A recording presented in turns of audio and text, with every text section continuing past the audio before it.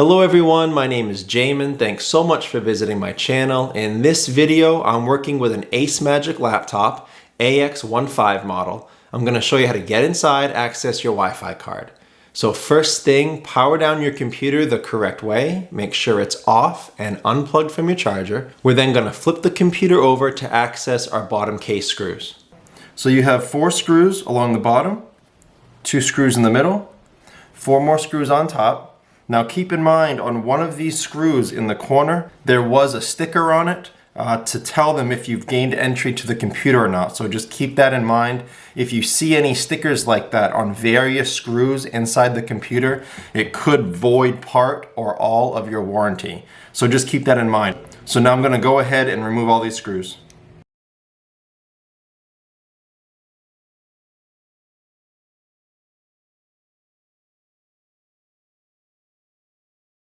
Another thing to mention is not all screws are the same size.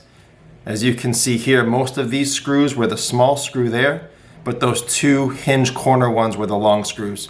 So keep that in mind when you're going into a computer. Keep your screws separate, make sure you know where they go. So after removing all these screws, I'm going to take my small flat metal pry tool. I'm going to go across the seam of the bottom case and carefully take it up from the rest of the computer.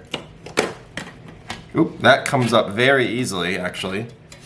And as you can see, there's nothing on the bottom, it's just a bottom panel. But that came up very, very easily. It doesn't seem like there's any clips or anything holding it down other than those screws. After you're inside, this is what you're looking at for the inside of the computer. Now, as a general computer repair side note, whenever I'm working on a computer in my shop, it's sitting on an anti-static mat. Either that or an anti-static bracelet are great ideas to avoid damaging anything in your computer when you're working on it. If you would like any help with tools or supplies for your computer project, there'll be a link above. Also below in the description, it'll be a list of tools and supplies that I use in my shop.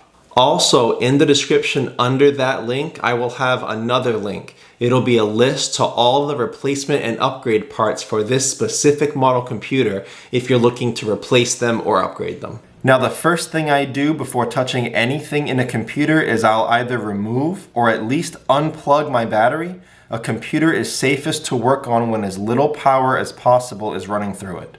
So here's your battery right down here. There's a piece of black tape going across here, so I'm going to take that up. Most likely that's where the battery is plugged in somewhere in there. So I'm going to take that up very carefully because I don't want to rip out anything that it's connected to. So nice and slow. See, it's on some wires there, so I'm going to hold those wires down while I slowly remove that piece of tape. I don't want it pulling anything up.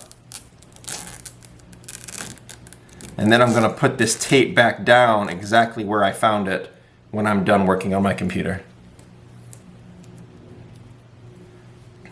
So it looks like the battery is held down by 1, 2, 3, 4 screws.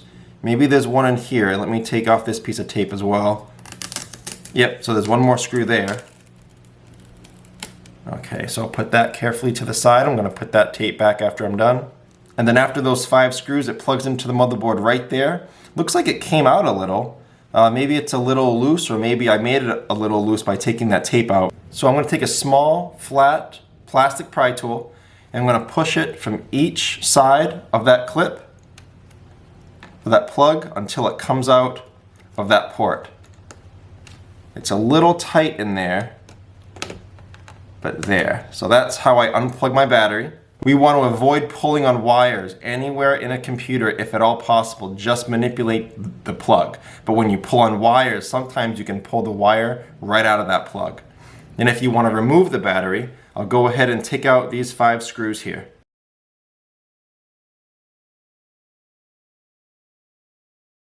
Now the battery should just come right up, and there it is.